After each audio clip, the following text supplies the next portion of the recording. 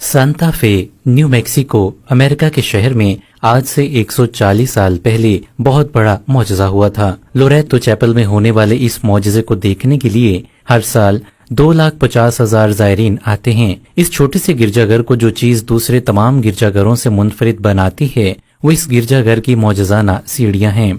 इस गिरजाघर की तामीर 1898 में हुई थी। जब इसकी तामीर मुकम्मल हो गई तो सिस्टर साहिबात ने महसूस किया कि क्वायर के लिए बनाई गई 22 फुट ऊंची गैलरी के लिए सीढ़ियों की कमी है। सिस्टर साहिबात ने बहुत से बढ़ई बुलाए ताकि वो सीढ़ी बना सकें, लेकिन उनका कहना था कि जगह बहुत कम है और सीढ़ी बनाना नामुमकिन है।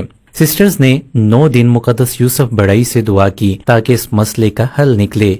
नवीने के 9वें दिन एक बढ़ई ने दरवाजे पर दस्तक दी कि वो सीढ़ी बनाने में उनकी मदद करना चाहता है। उसने तनहा इस काम को शुरू किया और मुकम्मल भी कर दिया। ये एक अजूबा से कम ना था। 360 जाविये के 2 चक्रों वाली ये सीढ़ी बगैर किसी मरकजी सहारे के तामीर की गई है। दिलचस्प बात यह है कि इस सारी सीढ़ी को बनाने के लिए कोई कील और ग्लू इस्तेमाल नहीं हुए। जब काम मुकम्मल हो गया तो ये बढ़ई बिन बताए और बगैर कोई मुआवजा वसूल किए गायब हो गया। बहुत जल्द शहर में ये अफवाह फैलने लगी कि वो बढ़ई जिसने ये सीढ़ी बनाई है कोई और नहीं बल्कि मुकद्दस यूसुफ खुद था, जिसको यस्सु ने भेजा था ताकि सिस्टर्स की मदद करे। इस सीढ़ी को मौजज़ाना सीढ़ी कहा जाता है। ये छोटा सा गिरजाघर इस मौजज़ाना सीढ़ी की वजह से एक ज़ियारतगाह बन चुका है। इस मौजज़ाना सीढ़ी की तामीर में 3 बहुत बड़े भेद हैं। नंबर 1, ये सीढ़ी किसने बनाई? आज तक उस शख्स की शनाख्त नहीं हो सकी। नंबर 2, आज तक किसी साइंसदान, इंजीनियर और आर्किटेक्चर की समझ में ये बात नहीं आ सकी कि ये सीढ़ी बगैर किसी मरकजी सहारे के कैसे खड़ी है।